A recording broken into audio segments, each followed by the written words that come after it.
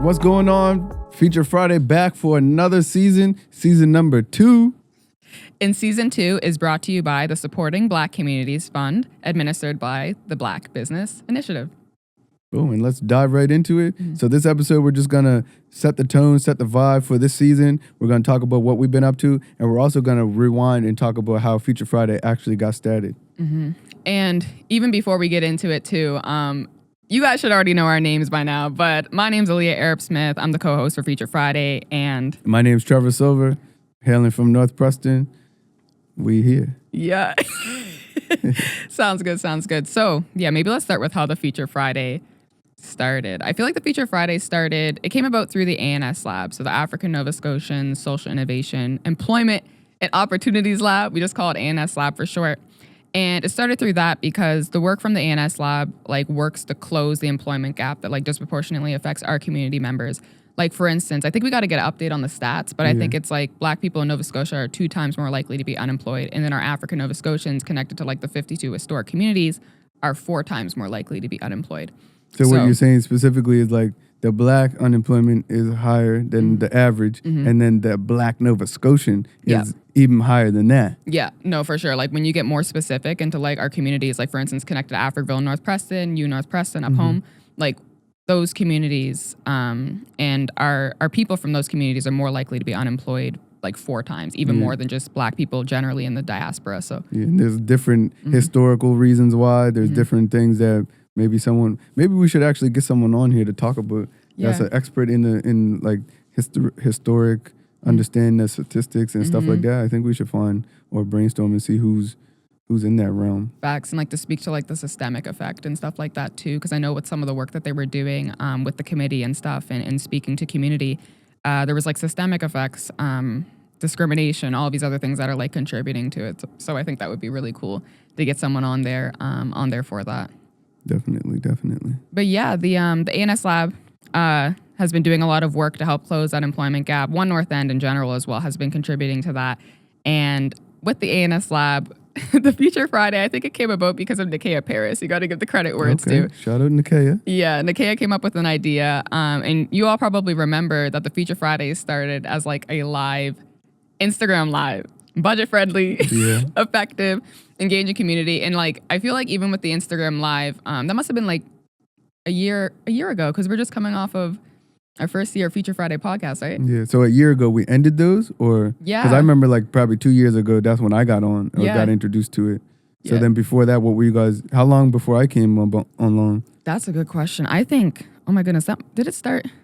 I could be lying right now. It either started in 2020 or 2021. Okay. I think when it was going on, because we had 3 of us interviewing at first, then it moved on to Nakia doing it, and then we had you doing it, and then both of I I was nervous at first, but I find a lot of value in connecting with other people and building new relationships. So it was actually fun. You get nervous to be about to go do it, kind of like an interview, but then you know what I mean? It's about the person. It's not even about you. So it's easy to speak when you're the one just asking the questions. You don't have to dive in deep. So, I mean, obviously you're trying to get them to dive in deep, but it's not as nervous as if I'm going to the interview. True. Because you get to kind of direct how the conversation goes and ask those questions. And honestly, the thing I love is just how raw and authentic these things are. I think that also makes it more comfortable to just go on the camera and ask these people questions, because it's we want to make sure that people watching it, they feel comfortable watching it. They feel it's a conversation rather than something that's really, really formal. So I agree. I feel even confidence-wise, I was pretty, I don't know when it shifted for myself to become more confident in speaking publicly, because I feel when I was playing basketball and stuff, I'd talk a little bit, but more so it's just my game. I would just play whatever. Let my game do the talking. Yeah, And then eventually something hit. I think it was in 2020 or whatever. I got an opportunity to speak at my school for valedictorian, and then I kind of got more confidence from that. And it was a Black special address speech and stuff. And Rodney picked me up, and the skills and stuff that I've learned through One North End with that, it was really dope. So when he brought me, you and I on to go on to Feature Friday, at first I was this is gonna be a big commitment, but it's so worth it. Continuing to do this, it's so worth it. I've learned so much. I remember that because your sister shared the valedictorian speech with me, because me and her go way back homies from time. Yeah. Oh, shout out to my sis. Yeah. Oh my gosh, I didn't know she was like sharing it out and stuff like that. But Oh yeah, she was putting on for her sister. She was super proud. Hey, anyone's gonna be proud. Like your valedictorian. What school was it at? King's Edghill in Windsor. Okay. Yeah. Nice. Yeah. But I think that's how the Future Friday came about. And none of this stuff is scripted. Like Yeah. none of this, like even right now, like we're just grab the mics, we got it. We might make it hard for the editors, but like in terms of us just here talking about what we're talking about Future Friday, connecting with the African Nova Scotian community, it's more so like raw and authentic. Obviously, we're getting better at speaking with each other, better at interviewing people, and moving forward, we'll probably continue to like try to get like a set situation. But yeah, maybe talk about like some of the things that we like brought this about, like the Future Friday. Like what brought it about? Yeah. That's a good question. I couldn't even really answer that. Like, I feel like it just came from creativity and innovation, but like maybe it's like, I feel like the Future Friday like came about because it was like a purpose or a way to highlight people in community that are doing great things, because like through that, like people can get inspired, right? Like people can be like, oh my goodness, so-and-so is doing this. Like I can see myself in that role or coming up with this and that. So that's how I feel like it kind of came about. And then it just like popped off, and it was somehow like, I just think it was also a really nice way, because the ANS Youth Lab, like youth, I think the government says it's like 18 to 30 or whatever. We're pretty like, we try to keep it between. Elder. And now it's kind of like, but I feel like when you're reaching youth as well, like you got to reach them when they're like 15, 16, 17, and then like even like a little bit past 30. So just kind of like reaching people on a podcast platform, like a non-traditional type of way to kind of reach the youth through social medias and stuff. And I think that really put the ANS Lab on the radar, because we probably got so many followers and different engagements and stuff even through the podcast. Yeah, because when you think about the lives back then, it was like post-COVID, so like a little bit after COVID, and it was something that engaged community, bring community together, even though if you ain't allowed to be in certain spaces or whatever, I think that was like a great genius thing to do. And then also now as it evolves into an actual podcast, it's like the natural progression, I guess. Yeah, that's facts. I didn't even think about that. Yeah, you're right, because it was like a pre-post-COVID type of like transition where it happened. Yeah, that's probably why it was like a good reach and online and stuff. And it was so much fun too. Shout out to all the guests that we had, because I feel like even shout out to the guests we had when we were a live platform and it was all informal. Shout out to the guests we had this past season. Like you all make this possible. And yeah, it's just like the impact and the stories you're sharing, because like even for myself, I've learned, like you go into these, does it ever happen to you where you go into it and you're like, okay, I'm gonna ask these questions, but then you come out and you're like, I've learned so much even just from that conversation. 100%. Like you learn, because we get some people on that we don't know, we get some people on that we do know, and you're learning from your friend that you might already know. You're learning all this crazy stuff that you're like, oh shit, I never knew that happened, or I never knew you did that, or stuff like that. And you're able to learn, basically, you obviously learn from your friends on a day-to-day anyway, but you're able to learn more about them and learn more from them and their experience, because you're going like deeper. It's weird because like you would think like you would go deeper with your friends in general, but I find like you spend time with your friends and you feel like you know everything about them, but you never ask them like, oh, how did you feel when this happened? Or, you know what I mean? Like certain stuff that you dive deeper in these interviews. And I feel like that allowed me to get even closer to certain friends. I mean, obviously some friends you're like, I already know everything about you, but then it's like, how do I introduce you to the world? And then I feel like that's where you're able to get the new information. Is, oh, frig, I already knew that, and I asked you the question. That's why I asked you the question. But then you went deeper and you told me something more. So I think that's the fun of getting your friends on there, and then the fun of getting new folks is you're meeting new people. Yeah. You're building a new connection, building a new relationship, and I find that's one of like all the folks that we had on here. We really truly appreciate you guys coming on, sharing yourself, opening up, and just having that courage to come and speak about your truth, speak about what you do in community. And I find anybody out there that's listening to this right now that wants to come on and that knows in their heart that they should come on, they should message us, but also don't feel like you don't have enough of a story to be on here, because everybody has a story and everybody can be on here. Even the shy, quiet type people, it's hard when you're like, if you're going to answer with like a yes or no question, but like, or with yes or no, but it's our job to get the questions out of you. It's our job to get the information from you. So don't feel no kind of way. Try to rise to the occasion and, offer yourself. Or when we reach out, just say, yeah, like jump off the cliff. Don't be too scared where you don't want to reply back. And I'm not calling anyone out. I'm just saying a few people be acting shy. Name drop. And you ain't shy, so stop acting shy. I think that's important too, because it's like reaching people that like at any point along your journey, like to feel comfortable to be like, you know what, I want to speak to wherever you may be at. Like you might be just going into school. You might not be pursuing school and starting up your business, whatever it may be. Like honestly, just reach out. Get your friends to tag you in the comments too. Get that extra push. DM us. Because we want to get your stories. We want to highlight those stories too. We have a lot of people that came on and they were successful and continue to be successful. And we have people that come on, they're along their journeys of success. Like honestly, at any point, like if you feel like, yo, this is like a fit for me, I want to come on here and talk and answer those questions. We're here for you. And we'd love to highlight your story, ask questions. Like Trev said, even if you're shy or whatever, get outside your comfort zone. Come on in here. Like these things it's tough. And we don't make the final decision. We're the host of the show, but it's definitely worth it to reach out to one of us if you know us, and reach out to the ANS Lab on Instagram or email, or even just comment in the comment section.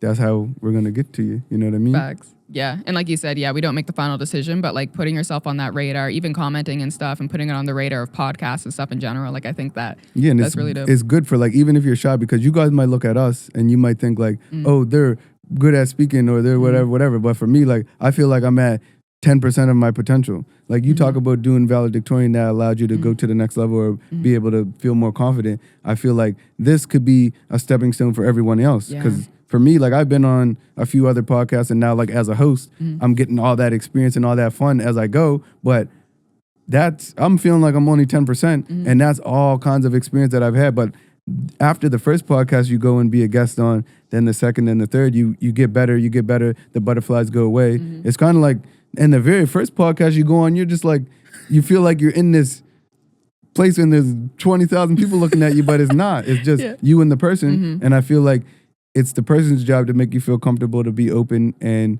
share whatever it is that you want to share. And I think that us as hosts, we trying to get better. We're going to get better. And it's our job to get the information from you. So if we don't get the information from you, it's not your bad. It's our bad. And speaking of getting information from people and making them feel comfortable and stuff like that, I also want to give a shout out to our guests, especially our guests this past season that we had, like our first season. Because one thing, and probably you could speak to it too, that stood out is like the vulnerability of the guests. Like we had guests coming on, they were getting emotional, telling their story. Like I was learning so much about people. Emotional. Yeah, like I was tearing up too. Like we had tissues and stuff. Like, but that stuff to me is like also important. Like showing that vulnerability, even if you're at a certain point in your life, even if you feel like you've made it, and there's still room for improvement always. But like that emotional aspect and that vulnerability, like for you guys to come on this podcast and share those stories and trust us with that, like that's the space that we want to create. It's strength, because some people think like, oh, you tearing up and stuff like that, or you're crying is a sign of weakness, but I find vulnerability can be a strength. There was I think I read online the other day, and it was like the kid was talking to the dad, and the kid said to the dad, it's brave to go on the roller coaster, but it's also brave to say that you don't want to go on the roller coaster or you're scared to go on the roller coaster. So it's like certain stuff or perspectives that you look at. And for me, being able to open up, sometimes opening up, crying or talking about experiences, it can cleanse trauma that you didn't know was there. Like, like if it's causing you to cry or it's causing you to, they could be tears of joy on here. You know what I mean? They could be tears of pain, sorrow, things that you went through, but opening up and not that you're putting it on somebody else, but you're putting it in the universe. And I find like it's I don't even know how to describe it, but it's like in my head I'm thinking like when the rain comes down and then it dries up, like the tears come out and then they dry up and then it kind of like lifts a burden off of you. You know what I mean? Like 100%. You find like when you cry, like I can't remember the last time I cried, but when you cry, it like releases tension. It releases this thing, and like I think that's like a medical thing. Like crying actually relieves stress. You know? Facts. Yeah. I feel like for myself too, I feel like sometimes you ever like cry, sometimes you don't even know what you're like crying about. Like it's just an emotion you just need to get off your chest. Like sometimes even with that, I agree. It's like something feels like it's lifted off your shoulders. And then also like yeah, back to the episodes too, like people sharing things they've never even shared before. Like I feel like also crying and being vulnerable and stuff like that also like helps with that, because then it's like you're sharing feelings and expressing things you haven't before, and you're able to kind of like, like, what's the word for that? Almost like bring up feelings that you've almost put a rug over, or you've almost like you've just under the surface. So I think that's really trying to like oppress the feelings or whatever. Yeah, to suppress them. Suppress them, yeah. And then when you like cry and stuff, and it's like, oh my goodness, like I was feeling this way about this, and when you figure out, like, it's almost like self-discovery as well. Yeah, I find that when you do let it out, or you do release it, if you do have that conversation or you do have that cry, it's like you realize like I was holding on to that, and like I had no business holding on to it. Like sometimes like it's like we're being our own worst enemy. You know what I mean? When we could really just open up and let it out. And I find like that's the thing about when the opportunities do come, like with the speaking engagements or anything, it improves you. You become better. So anytime you open up or you get the opportunity for someone to listen to what you're saying or whatever, it's freeing, you know? Yeah. Speaking of opportunities, I want to ask you like more specifically, like, do you feel like for the podcast, because I know for myself, I have some answers to it, but do you feel like it's helped you in other areas? Like for instance, maybe like your brand and stuff and different spaces that you're in? Oh, for sure. Like a lot of my friends, and this is like why feedback is important, because you don't want to be like, oh, I don't want feedback because I don't want to hear what the people bad got to say or what bad things people might have to say. But it's like when you're open and like, not that you don't care about their opinion, but you're open to the opinion so the opinion can help you become better. It's like when my friends tell me like, oh, I checked the podcast or whatever, I'm like, oh, any feedback? Like any feedback? Like anything I could be doing better? Yeah. Because what that's going to allow me to do is do better. Like, I mean, sometimes I'm able to rewatch the episode, but sometimes I don't got the time. But if my friend watched it, and I got some friends that are super critical, so like be critical, please, so then I can become better, so then I can be more conscious of like what I can improve on and how I can be better. Sometimes it's sucky because like sometimes your friends will be like, oh no, you're perfect. And it's I'm like, like, no, everything is good. It's like, bruh, like Don't come be on, lying like to come me, on, come give me some criticism, man. Like it like, I mean, obviously it's a raw, uncut like podcast, but like give me some feedback somehow, you know? Yeah, no, definitely. I feel like, and that's like a skill too, to be able to like take back feedback and like incorporate it. Cause I feel like sometimes like when it comes to feedback for people, and we're all probably like guilty of it, where it's like you hear the feedback and you're kind of like, oh my, like you don't really want to hear it. Cause it's like you have to kind of like reflect on yourself. But then if you take that feedback and get better, like you're always improving. Like you're never perfect. Like, you know how you were saying people say, oh, like this no, like there's always room for improvement. Room for improvement. And shout out to the folks that did DM me or that did send me a message or that did give me feedback, because I appreciate that. It fills up my cup, makes me inspired. It pushes me to do better. And yeah, I just appreciate it 100%. No, facts. I agree. Yeah, the feedback and stuff definitely helps with like the improvement. The other thing I want to talk about is, I know we can't like probably we're not going to name drop some people for the new year, but what do you feel like is going to be coming for this new year of the future? Yeah, I want to get a lot of entrepreneurs on here. I want to get a lot of people that's in community. Like I know Rodney talks about, or no, what was it? Not there's a business saying, it's like you're working in the business or you're working on the business. Yeah. I want to get some entrepreneurs and business people that are working on their business and in their business, so they can share their experience, so like young folks can get that and understand it. Like we can all go from nothing and make something. Yeah. And I think that's one of the things that my friend said to me the other day. I'm writing a book right now, and I'm trying to get the draft before the end of the first quarter of the year. So like before the end of March. And one of my friends, he said, I asked him for feedback to help me with the book. Like, I can't reveal it. Yeah. Keep it on the low. So he basically said, like, you made something from nothing. And like, that's basically like when you take Trev Clothing idea and you turn it into something. Like initially when I started Trev Clothing, like obviously no one believed. It's like, what is this? This man trying to sell clothes, like whatever. You're trying to sell these expensive clothes.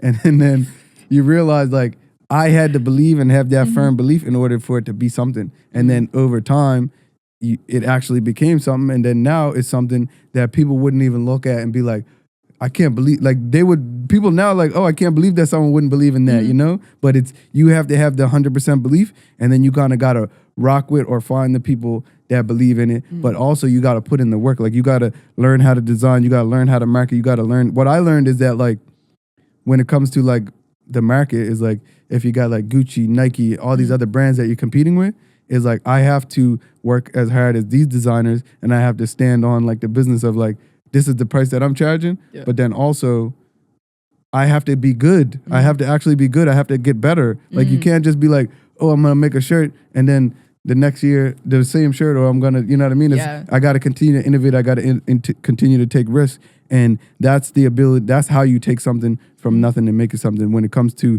you starting a snow removal business, you start with a shovel. You start with, you know what I mean? You could have started with borrowing your dad's shovel, and then now you got a truck, now you got a plow, now you got a bobcat. You know what I mean? So it's like building that business up, whatever business it could be. Like even when like some of the guests that we had on that have businesses, it's like I think sharing those experiences on how you started your business to how you made it from nothing into something is very important, and I feel like that's how I'm able to have the resiliency that I have because I was able to read books over time about entrepreneurs, about their success, listening to other success stories. Because like, obviously, if I want to be a successful entrepreneur, I go get under the wing of successful entrepreneurs, ask them the questions that I need so that I can have the skills to succeed. And seeing them succeed, it makes me know that, hey, I can succeed. And I find like we're all special people, but we're all like, we all have the ability to succeed in whatever it is that we want to succeed in. But sometimes we get in our own way and we got these limiting beliefs where we say like, oh, that person can do it, but I can't do it. But it's like, what's stopping you from doing it? You know what I mean? Like you're a human, you're here, you can speak, you can do all the different type of stuff. Some people have actual barriers where they might not be able to speak, or they might not have hands to work, or they might not have legs to walk. And those are real barriers. But like when you put mental barriers on yourself where you can't walk or you can't talk, but you can actually do those things, then it's kind of like God is looking at you saying like, bruh, I gave you hands and I didn't give that person hands, but they're still achieving. What's up with you? Yeah, like what's stopping you? Like what's in your way? And I find that's the thing about like historical traumas and the stuff that like our community might have went through, that is the barrier. It's not necessarily the physical barrier, it's a mental slavery. And that's like the thing that for me, that's one thing that I feel like with my book I want to like talk about. I want to be able to allow other people to free themselves, is that like education is empowering. Like understanding that you can do a lot of stuff that you think you can't do is empowering. And that's like, I feel like self-development is very important. Quick note, I'm glad you mentioned the mental slavery and stuff, because I had that conversation recently with someone as well, because it's like obviously there are like those physical barriers and stuff like that, but like freeing yourself from that mental slavery is like so important as well, with like opportunities and stuff. But a question I have for you, so is this your first time writing a book? Well, my 29th attempt to write a book. Okay, tell me, like walk me through that, like what's that process been like? And if you've done it like 29, like a lot of times, like so what was that like? My friends, shout out Guy Lee, she wrote a book when we were younger, and like it inspired me a lot, and I always wanted to write a book, and I just never had the idea or never knew what I wanted to do. And then, but seeing her do it made me know like, okay, I can do it too. And that same with like a clothing brand, like this person can do it, I can do it too. Shout out Alex McLean, one of my good mentors. It's now that I have like the concrete idea and I kind of have a plan and an outline, it makes it easier. And then I just reach out to all my friends and be like, you know what I mean? I try not to tell everybody, but I'm just going to let it out. So the book going to be called Trevor's Life Lessons, and it's just going to be basically lessons that I learned in life. And I reach out to my friends from like day one, some like from day 2 and day 3, but I asked them like, what are some lessons you might have learned from me so that I could share it with the world? And that's basically makes it way easier for me to write the book, because I can compile all that information, see where like certain people have similar stories or similar things that they learned from me, and then basically write it into a book. It's not going to be like an autobiography. It's just going to be like basic chapters of a book that like teach you about resiliency, teach you about like entrepreneur, not teach you about everything about entrepreneurship, but basically share a little bit of my journey. Because like later on in life, I'll write an autobiography, but this is more so like Trevor life lesson book. Like you see the little clips I make. So that's more so what I'm trying to like get at is something that someone could pick up, a 17-year-old, read a little bit of it and be inspired. That's basically what it is. No, for sure. And it's like taking your lived experiences and stuff and kind of like my advice to you based on my experience and what I've learned along my journey. So I think that's going to be because like the mentors that have been my mentors, I even asked them. So like they're able to like give me some nuggets to put in the book. And I feel like it's going to be a good book, but it's also going to be like my way to jump off the porch to be like, okay, I can write a book. now how can I get better? Because I know I'm gonna get some feedback, I'm gonna get some criticism, and I want that so that I can be better for like the next one. But I feel like what I just got to do is get it out there. So then for the next one or for what I do next is like it'll add value to that. So that's like kind of one of the big motivators. Yeah, like a recipe to trust, respect, education, and value. Yes. Real nice.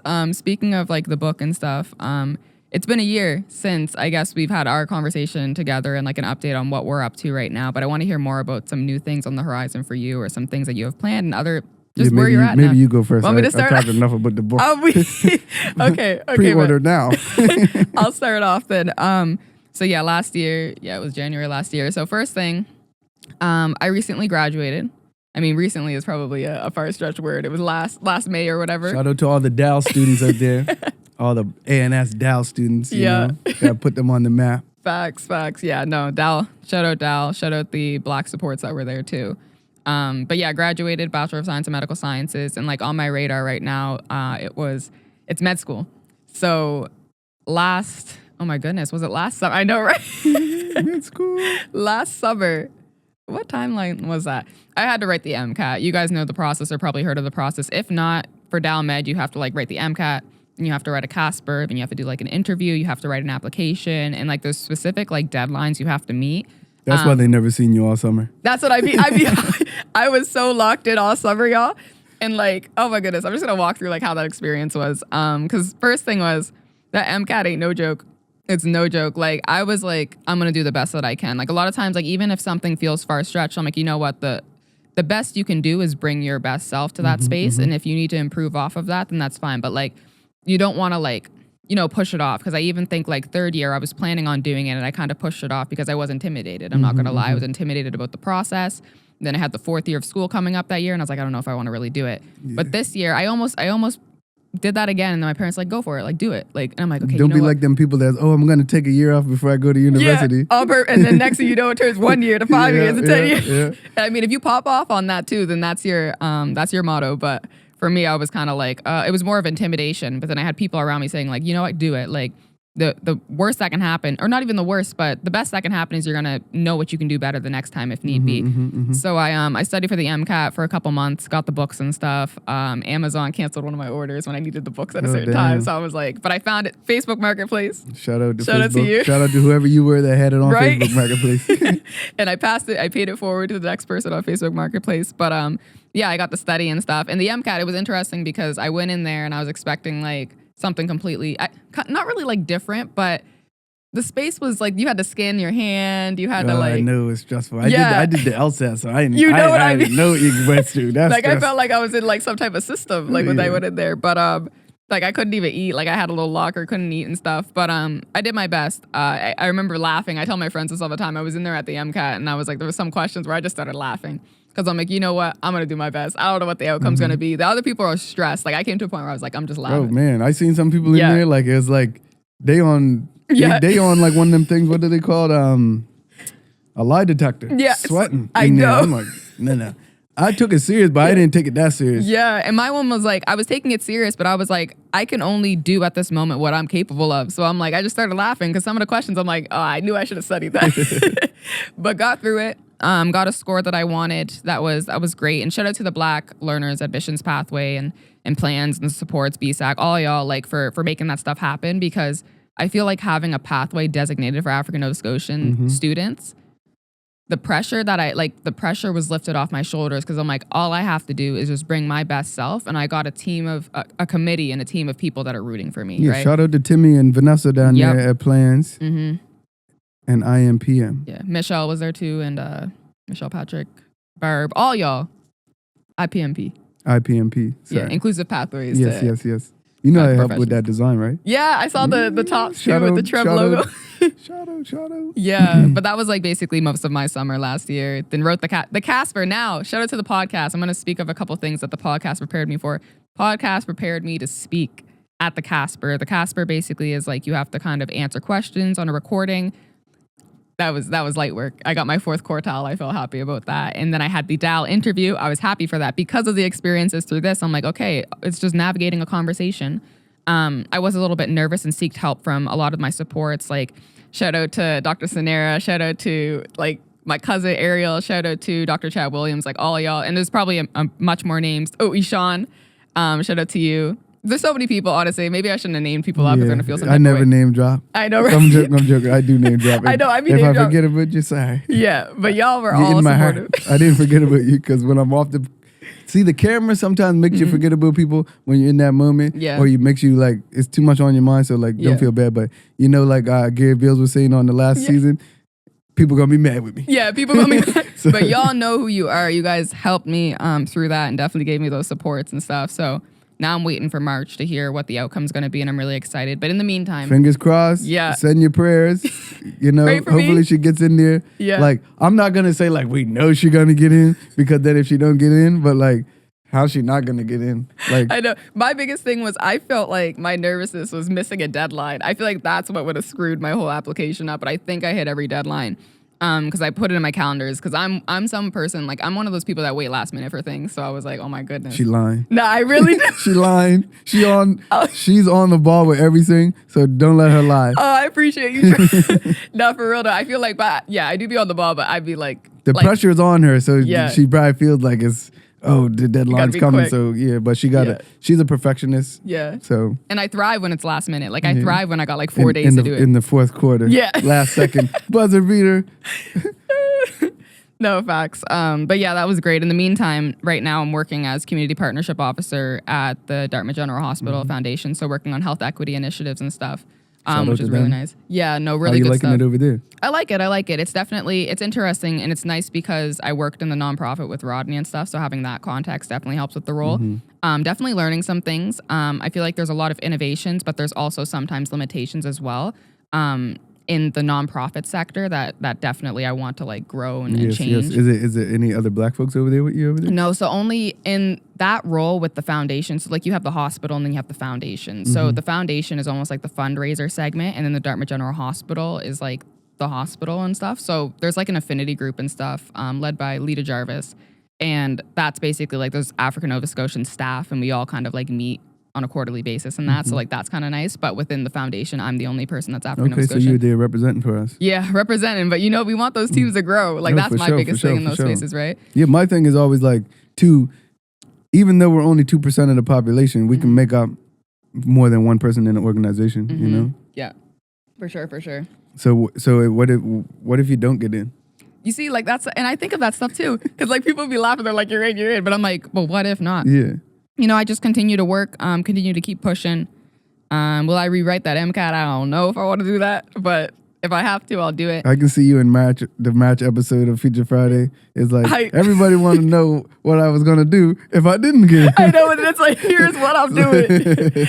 No, facts. I mean, you never know, because my thing is like, I just be going with the flow sometimes with like things. Like even for me writing the MCAT this past year and applying to med school, like it was actually later than typically when you're supposed to. Like you want to, or not you want to, but the way they pressure you in university to go 4 years and straight into 4 years is, it's like, oh, write that stuff third year, go into fourth, and you're right into med school the next year. But like with school, like something I learned even by that mistake, I'm like, you make your own timelines. Like you don't need to follow exactly the way that they kind of structure it. Like if you have self-discipline and you're able to kind of commit yourself to things, like that's I think if you know what you actually want to do, it's like you know what you want to do and you pursue it. Like for me, I applied for law school like 3 times, I think. Yeah. And it's like, I don't care if they keep saying no. I just want to get there. Going. And then when I finally got there, I realized like, hey, this ain't for me. Yeah. But if you don't pursue a journey, then you don't realize what you can actually accomplish. Yeah. And then what that allowed me for is confidence. It gave me a lot of confidence. It's like when people say like, oh, you can't read that well, or oh, you can't do this and do that and do this. It's like, bro, I went to law school for a year. So like, did you? Facts. Not like I'm flexing on it, but it's like still. I'm not the best speller, I'm not the best reader, I'm not the best speaker, but I still can become and do anything I want to do, 100%. Just like anybody else. But you have to put your mind to it. Yeah, because sometimes it's about like challenging yourself and being like, yo, I made it to law school. It might not have been something what I wanted, but it's like I got there and I proved that to myself. The thing. Like when I realized that I could do it, I feel like that's when I realized I didn't want it. Yeah. Because the challenge was like, okay, I want to be able to be someone for my community and I want to be financially free. Like I want to inspire and be financially free. Yeah. And that was like the only thing that I kind of seen. So I pursued that. That's the only thing I seen like, okay, you're going to make money and you're going to inspire, because there was no Black male lawyer in community that I could see. And then fast forward now, there's Black lawyers in community, or male lawyers in community, and people can look up to them. I don't have to be that person. Yeah. And I'm glad I don't have to be that person because I don't want to be that person. Yeah. And I didn't, it took me to go and almost be that person to realize that's who I don't want to be. Yeah. But then you think about stuff in the streets or like people that are tricked into getting in the streets from our community, and then they get into it and they're too deep, and then they realize like, hey, I didn't actually want this life. I actually maybe wanted to work a job. Yeah. Maybe I wanted to go to the military. Maybe I wanted a wife and kids. And now I'm in the streets. Yeah. And I can't really get out of it because X, Y, Z. And like I feel like that's some of the stuff that's going on in our communities, perpetuating the violence, and it's like a continuous thing that's over and over. But when I ask people, or when people complain to me like, oh, what can we do to make a difference or whatever, it's like the only thing we can do to make a difference is be ourselves, find forgiveness, find how to show love to these young people that are going through the pain, because it's generational trauma, and then the youth are going through the trauma for their own generation. When you think about my age group down to like the 25-year-olds, the 20-year-olds to the 15-year-olds, they creating the trauma for each other, and for us as older folks, like I'm like an OG now, is like try to instill certain principles in them so that they can find forgiveness, or so that they can heal from whatever they're going through. There was a quote on the movie that I just watched, The Gladiator 2. It's a crazy quote, and it was like, the best revenge is to not be like the person that caused the harm. And like when I read that, I was like, I'm a forgiving person. Yeah. And when I read that, I was like, that's such a dope thing, that if everybody adopted that, then the world would be a better place. But it's so hard because you got the ego, you got the community, you got everything pressuring you to tell you like, oh, you got to get the get back, or oh, you have to be this type of person. Yeah. And it's like, you're not being yourself. You're letting everyone else dictate, and you're letting the movies and the music tell you who you're supposed to be, when you're not really searching within and finding out like, God don't want me to kill my friends or kill my community. Yeah. And it's like, but it's not them killing us. Like when you look at like the broader society of where we were oppressed and all this type of stuff, it's not them killing us, it's us killing us. Yeah. It's not them knocking us off, it's us knocking us off. And I feel like that's what people don't sit down and realize. Like, I grew up with this person, like we went to grade 2 together, but yet I'm trying to kill this person. Yeah.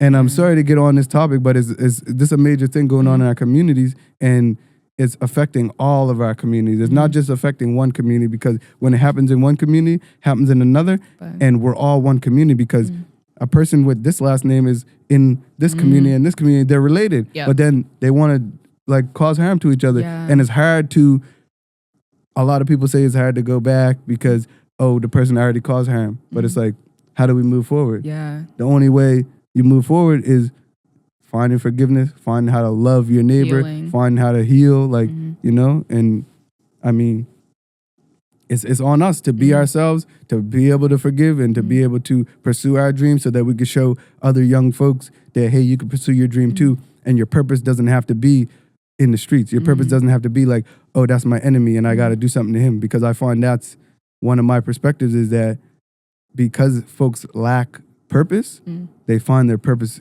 in that. Yeah. You know, like if you're not doing anything, or you don't have a purpose, you maybe, like speaking to young guys in general, is like, you might play the game all day, you might smoke weed all day, you might do this type of stuff that it's not productive. But then if you don't have a focus or a purpose, then your purpose might be coming to harm someone else. You know what I mean? And Facts. like, the only thing I can say is find your purpose and try to make your parents proud, and stop trying to make your friends proud, because your friends don't know no better than you know. Facts. Yeah, 100%. And I think there's like a saying, what is it? Be the change you want to see, basically. Yeah. I think that's a Gandhi quote. Yeah. It was Gandhi. Yeah, facts. That's some really, oh my goodness, it has me thinking right now, some deep stuff that you talked about in community, and also the way that those situations and traumas trickle into other spaces and stuff like that for youth, because then you have, after these traumas happen, then you have youth not being able to bring themselves fully to a space, and then that trickles down to whether or not they're going to stay in that space, and then XYZ and all these other consequences. Because it's like every young person right now in the Black community going through pain right now. Like even if you think they not, or you think like, oh, whatever, it's like the older folks is going through pain, the middle folks, and the younger folks, and it's trauma. It's creating more trauma, but it's a continuous thing, because when I was 14, 15, we were going through the same type of thing, and it's traumatic, it's painful, it's hard. Yeah. And then like, what are we really supposed to do besides the only answer I have is to be yourself, find forgiveness, and pursue your purpose. Stop trying to please everybody else. Yep. And trying to do what you feel like your friend group might want you to do. Yeah, what people expect you to do, or kind of like living up to their expectations, seeking approval and stuff. And I think that's like one of the things that allow me to go a different way, because what people expect me to do, I always do something else. But then I'm a contrarian. I want to do different shit. I don't want to be like everybody else. So if everyone else is gangbanging, I gotta do something else. Yeah. And then the question is like, how do we get everyone else to have that mindset, to kind of like not want to seek that approval and want to do something different with their lives? And I think a lot of it might be too is seeing success in your community, having the mentors that have the time to pour into you, to give you that attention, because sometimes it's just people need love. Sometimes they never really got to experience it, so it's hard for them to express it to somebody else. And then sometimes it's your friend group that may be causing the pain that's giving you the love. You know what I mean? So you're getting the love, but then you're also causing the pain to someone else. So then it kind of solidifies the love in the group, but then you're causing pain to the other group, and then you got the two different groups. Facts, yeah. No, that's definitely, that's facts. I can't even say nothing to that. I also, just to turn it to the other section, I definitely want to hear some more about some of the stuff that you have up to date. I did want to mention one other thing on that too. Speaking of opportunities and role models and stuff, like just us doing this stuff, I feel like it also inspired, because there was an opportunity that came up to host like this series on Eastlink called Champions and stuff, and like the confidence that was built there, and doing the contrary. Like I think it's also like doing the contrary. You know what I mean? Like what you're kind of saying. It's like you have a black person hosting this show or whatever. And my question to you though is like, what are some things that you've been up to? Speaking of role models, being a contrarian, doing the things that are different. Like what have you been up to? I'm glad you asked that. Yeah. Oh wait, shout out to Solely Management with that opportunity. I just got to give her a big shout out. It was amazing. But what have you been up to? Yo, shout out to Solely. You know, she's on the Black History Volume 5 this year, dropping in February. So it's dropping right now. It's probably available on the website right now. Yeah. So for me, what I've been up to lately that's contrarian, or just in general? Just in general, like what you've been. I mean, you always just say working within Delmore Buddy Day, working within the one, so helping run the Edge program as the lead mentor, job success coordinator, and then also running my business, keeping that sustainable, continuing drops, and then probably the one thing that's probably people probably ain't really into, but it's cryptocurrency. So that's something that it's a niche thing right now, but people do be talking about it. But I would recommend anybody that's out there, this is not financial advice, but I would tell you before you buy or do anything, read the Bitcoin white paper and understand the technology.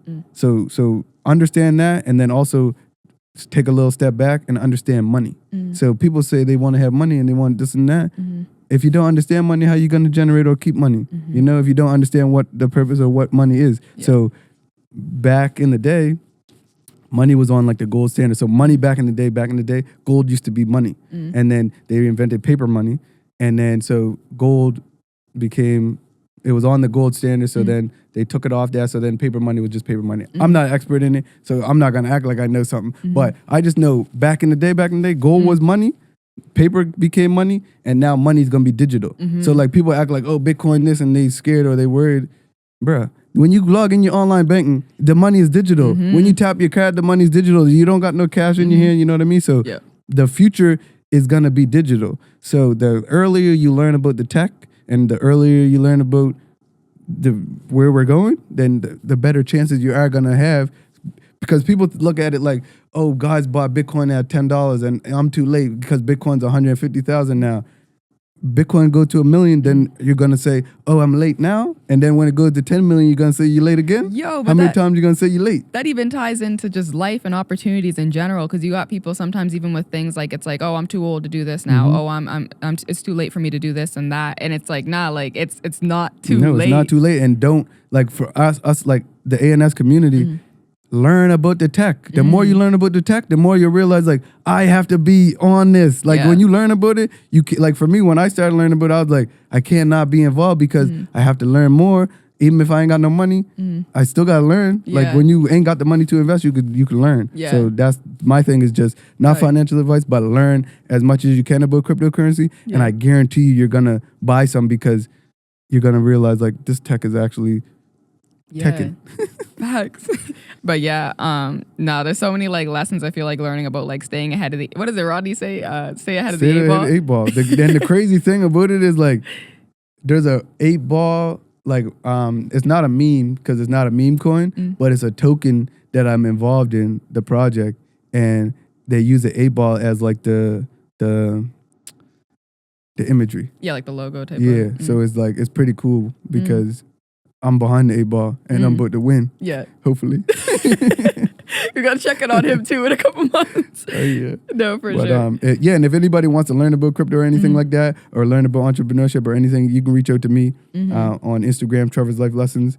You can reach out to us at ANS Lab and just contact me. But I'm all working my day job. That's all I've been up to. Building my brand and messing with cryptocurrency because for me, what I find life allows for me, because I used to just build my business. And then when I realized having a job that works within community, it allows me to stay connected to the community, but then it also allows me opportunity to build my brand to where I'm connecting with different people. I'm able to create opportunity for them and for me. Like, say someone's doing XYZ or they need merch or whatever, I can help design that. So like those are certain things that allow me to find the balance. And then crypto for me is just where the future's going. So like it might not be financially benefiting me right now, but like 5 or 10 years it could. Yeah. Because if you learn about it, then you know about it. Think about if I learned about crypto 5 years ago or 10 years ago, I'd be a millionaire right now. So like for anybody right now that's learning about it that might be 15, 16,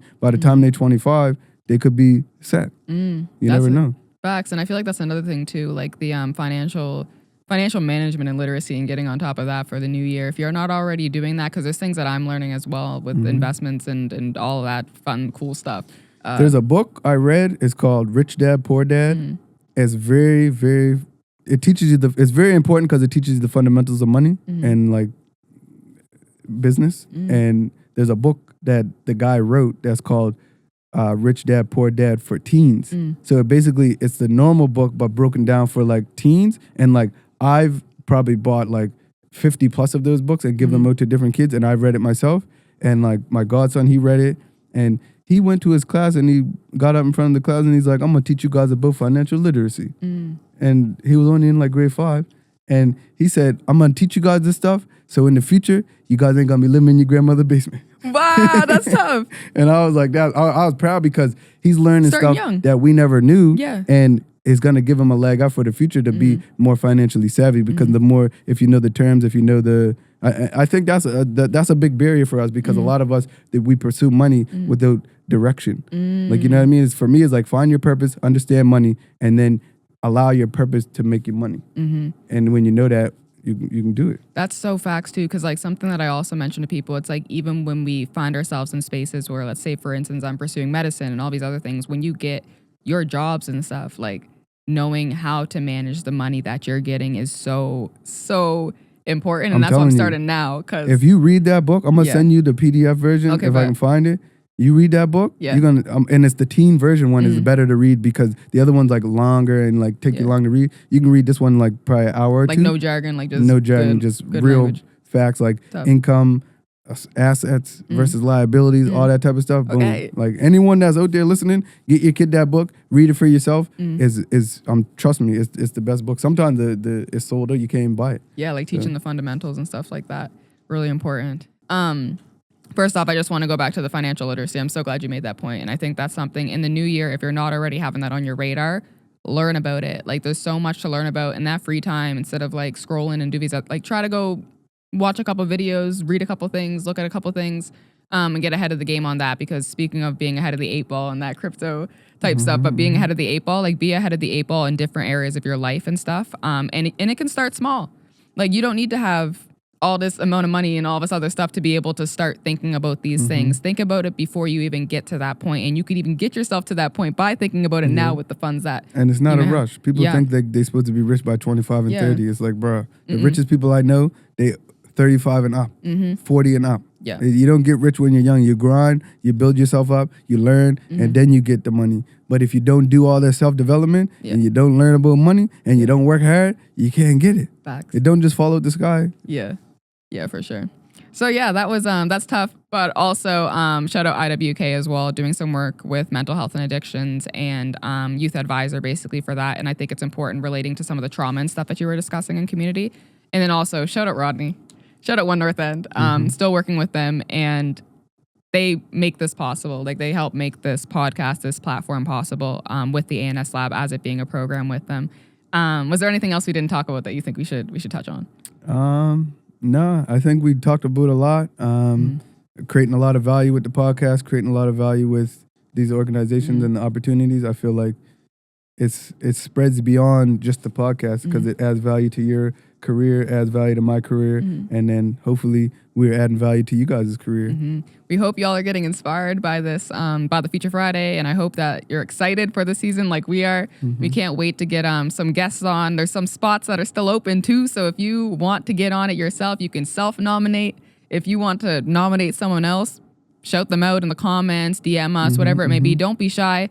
Please don't be shy. We'll look at your message. We'll get back to you. Like we said, we don't make the final call, but I think even taking that step is growth and going outside of your comfort zone as well. It makes me think of even like, what's that? We're not going to reject you, but rejection therapy, like going out there and kind of... Rejection therapy. Did I ever talk about that on here? I don't know if you actually did. It's something he taught me with my sales. I worked sales for him at the Buskers one year, and it was one of the most like profound teaching, Trevor life lessons that I got. Okay. Add that to the book. Yeah. Yeah, I find like rejection is something that we need to pursue versus like something that we're scared, because a lot of people like they won't apply for the job or they won't talk to the girl unless they know for certain the girl's going to talk back or they're going to get the job. And it's like, bruh. Never know. You never know. So it's just, face it, go for it, and you never know. I find the guys or the girls that go for everything they want in life, they get it. But you look at their life and you're like, oh, they just get everything they want. No, they failed way more times than the person that never even tried. Yep. So that's the thing about success. Every successful person I know, they failed thousands, hundreds of times more than anyone that doesn't try. So in order for you to be a doer, you got to be a trier. Right. You got to try to make it happen first, and then you'll start making it happen. And then everything just seems like it works out for you. So just, it gives you a better mindset too. Yeah, because people don't be knowing what goes on behind the scenes and stuff like that and all the different... They don't know all the failures or all the balls that got dropped or all the missed shots. They only know when you shot the shots in because obviously who want to show off they didn't get the shot. Like for me, it could be like, oh, you're a failure, you didn't finish law school. Okay, I don't want to finish it now. And you're not seeking their approval. Yes. Because when you start to move in life, and that's something that like I've been learning for some time now, when you start to move in life, not seeking other people's approval and actually doing things for yourself and your growth and things, those things don't even start to matter. What people say, oh, they did this, they left this, they did that. No, I'm bettering myself and I'm doing what's best for my journey. And if I make a decision that might not have been the decision I might have, I don't know how to word that, but like if I make a decision and it's like, oh, maybe looking back on the decision, it's like, oh, I could have navigated that differently. It's a learning lesson, and it's still, I believe, is a plan. Yeah. I believe that decision was meant to happen to get to the next point in your life. The stepping stone. And that's the other thing with people, they go through grade school, and you know how you got the cliques and you got the people you're trying to show off for and you got the people that you're trying to do what you're doing for them. People get out of high school and they do the same thing in real life. Yeah. So it's like what you said is important, to do what you want to do. Look within yourself and ask yourself, am I doing this to please other people or am I doing this to please myself and my career and what I'm trying to do? That's, at the end of the day, that's what's going to make you a happy, fulfilled life versus looking back when you're 50, 60 and saying, man, I was living for the people. I mean, I'm living for the people, but I'm also living for myself. I'm doing what I want to do and what I want to accomplish and what I want to provide for folks, but I'm not doing it because I'm trying to appease them or please them, you know? No, 100%. Because I feel like, you gotta, at the end of the day, you gotta go home to yourself. I mean, y'all in your couples or whatever, but like realistically, you have to go home to your own mindset and what's going on in your head. And if you're not happy with the decisions that you're making and how it feels for yourself, like that's gonna catch up to you. Like you said, you're gonna get to a certain age where you'll be like, man, I should have pursued this. I should have done this. I shouldn't have listened to that. Do it now. It's never too late. Google what is the biggest regrets that people have on their deathbed, and that'll give you some perspective. Yep. I have to look more into that because I saw that someone shared that on media, and I was like, got to look into it. Yeah. But don't just read it and dive into it. Actually execute on it. Yeah. Don't just fall into the scrolling Instagram and spending 4,800 hours of your life on the gram because it's not paying you. Unless you try to make it. If you make it an income from it, then do that. But if you're not, But that's so true because I think I even saw with that thing with the people on their deathbed, it's like a lot of the things they regret was the things they didn't do. Mm-hmm. It wasn't like the things that they were doing. It was the things they didn't actually pursue and do. But, Take that trip. Right? Spend that money. No, we're teaching financial literacy. Don't spend the money. Yeah. But spend it. Do what you want to do. I'm done. Perfect. So thank you all for tuning in to the first episode of season 2 of Feature Friday. It's Oatmeal in the shot. Yeah. Shout out Oatmeal. Shout out Oatmeal, our first guest for the new year. But thank you for tuning in. You guys already know what to do. Make sure you like, comment, follow, share, subscribe, all of that good stuff. And make sure you tune into our podcast on wherever you watch our podcast from, as well as YouTube. Yeah, boom. Sending you love, light, and let's get it. 2025, gonna be the best year ever. And see y'all in the new year, the new season. I can't wait to see y'all at season 2. So thank you for tuning in. Thank you for listening to our Feature Friday podcast. And just wanted to make sure that you guys are connected on all platforms. So wherever you're tuning in, maybe even leave us a 5-star review. If you're watching on YouTube, hit like and subscribe. And on our social medias as well, you can follow us at ANS Lab or at African Nova Scotian Youth Lab as well on Facebook, Instagram, Twitter. We got the whole mumble jumble. It'll be in our link tree in our bio. Don't forget to enter our contest that we have in each episode. And the way to enter that contest will be sprinkled throughout our episodes, so make sure that you're listening and paying attention.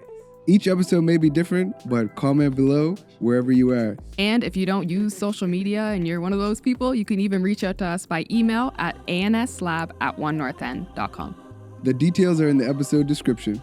And last but not least, we want to make sure that we get you guys connected to our resource, our network of resources, the Grapevine newsletters. So to get subscribed, you can check the link in our bio and subscribe yourself.